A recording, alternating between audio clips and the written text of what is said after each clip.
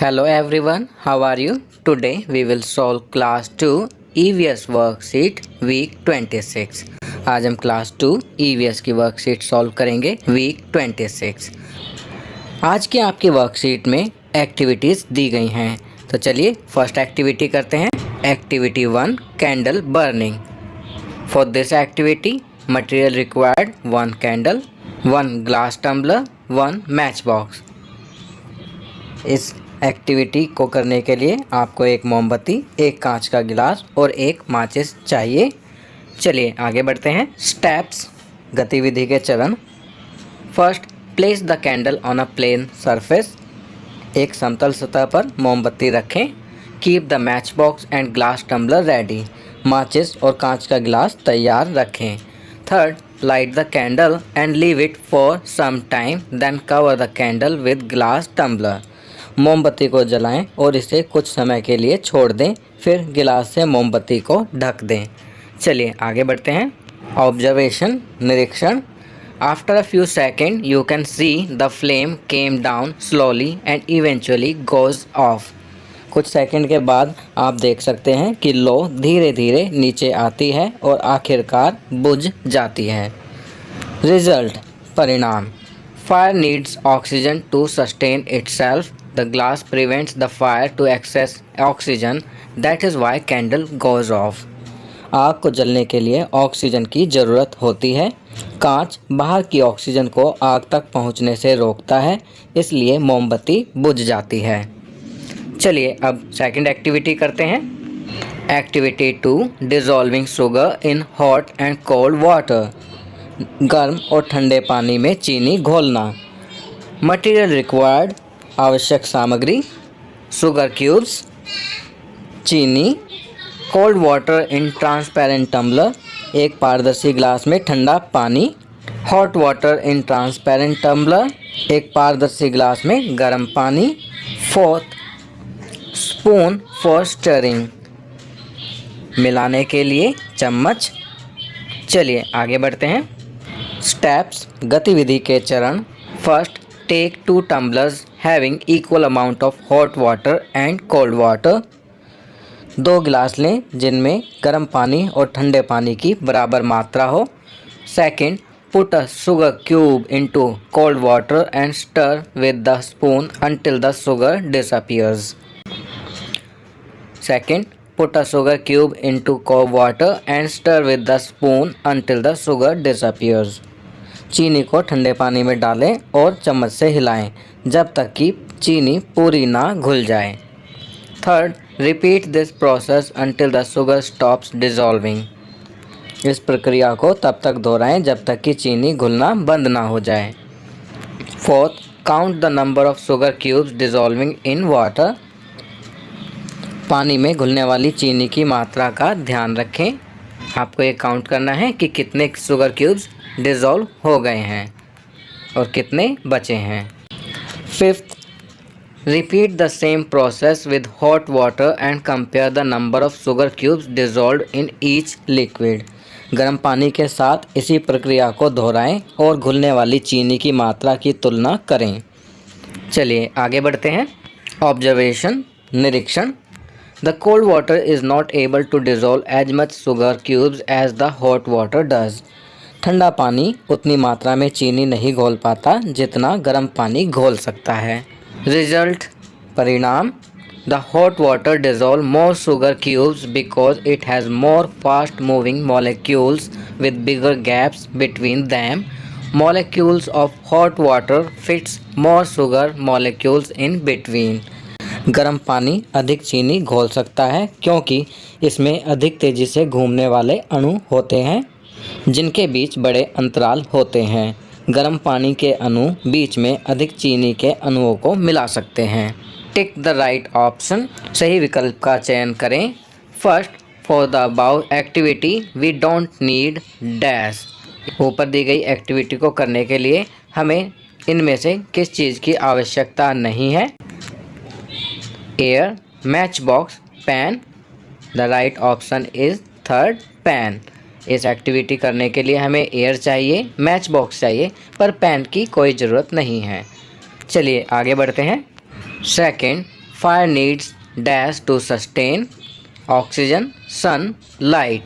आग जलने के लिए ऑक्सीजन की ज़रूरत होती है, तो right option is first oxygen. Third, a burning candle gives us dash, first heat, light, third both. तो बताइए बच्चों, एक जलती हुई मोमबत्ती हमें क्या देती है? गर्माहट देती है, रोशनी देती है, या दोनों? Correct, the option third is correct. Both, हमें दोनों मिलता है, हीट मिलती है और लाइट मिलती है।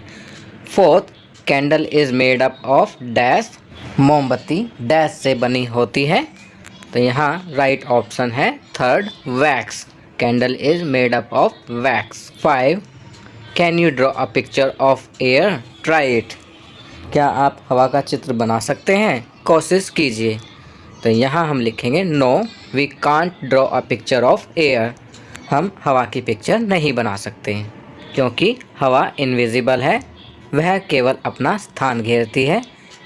इसका पता लगाने के लिए हम बलून में हवा भर सकते हैं, टायर में हवा भर सकते हैं। आप देखेंगे एक छोटा सा बलून हवा भरने के बाद बहुत बड़ा हो जाता है। चलिए आगे बढ़ते हैं। पिक द करेक्ट ऑप्शन, सही विकल्प चुनें। First, ice is dash hot sweet cold. The right option is third cold, बर्फ ठंडी होती है। Second, water is dash sweet sour tasteless. The correct option is third tasteless. Water is tasteless. पानी स्वादहीन होता है, पानी का कोई स्वाद नहीं होता है। Third, dash water dissolve more sugar than cold water. Lake, tap water, hot. The right option is hot. Hot water dissolve more sugar than cold water. ठंडे पानी की तुलना में गर्म पानी में अधिक चीनी घुलती है। चलिए आगे बढ़ते हैं। Fourth, we need water to dash drink smell eat. The right option is first drink. We need water to drink. हमें पीने के लिए पानी की आवश्यकता होती है। लाइफ स्किल वीक 26, जीवन कौशल सप्ताह 26। How to get help in times of problem, contact number of police, fire department, child welfare committee etcetera. समस्या आने पर मदद पाने के लिए पुलिस के संपर्क नंबर, अग्निशमन विभाग, बच्चों के कल्याण समिति आदि के नंबर। In day to day life one may face any problem. हमें दैनिक जीवन में किसी भी समस्या का सामना करना पड़ सकता है। We should be aware about keeping ourselves calm in adverse situation and have positive attitude to look for solutions. हमें प्रतिकूल परिस्थितियों में खुद को शांत रखने के विषय में जागरूक होना चाहिए और समाधान के लिए सकारात्मक दृष्टिकोण रखना चाहिए। It requires insight of problem solving skill and information required to deal with a particular problem. किसी विशेष समस्या से निपटने के लिए समस्या को सुलझाने हेतु आवश्यक कौशल और जानकारी की आवश्यकता होती है। We can use special number resources but only in case of genuine problem. हमें समस्या के संदर्भ में विशेष नंबरों संसाधनों का उपयोग करना चाहिए। Never prank with such numbers, otherwise you will be answerable for it. इन नंबरों पर झूठी कॉल करके हमें कोई शरारत नहीं करनी चाहिए, अन्यथा हम इसके लिए जवाबदेह होंगे। चलिए आगे बढ़ते हैं। नाउ एक्टिविटीज़ फॉर स्टूडेंट्स, छात्रों के लिए गतिविधियाँ। Question 1, what is the helpline number of police and fire department? Police और अग्निशमन विभाग के हेल्पलाइन नंबर क्या हैं? तो इसका आंसर लिखेंगे। Police helpline number is 100। Fire department helpline number is 101। Question 2, if someone touches you as bad touch, which helpline number your teacher or parents will dial? यदि कोई आपको बुरे स्पर्श के रूप में स्पर्श करता है तो आपके शिक्षक या माता पिता कौन सा हेल्पलाइन नंबर डायल करेंगे? तो इसका आंसर लिखेंगे 1098। 1098 is a child helpline number. तो बच्चों ये वर्कशीट यहाँ कंप्लीट होती है। अगर यह वीडियो आपको अच्छी लगी तो इसे लाइक एंड शेयर ज़रूर करें।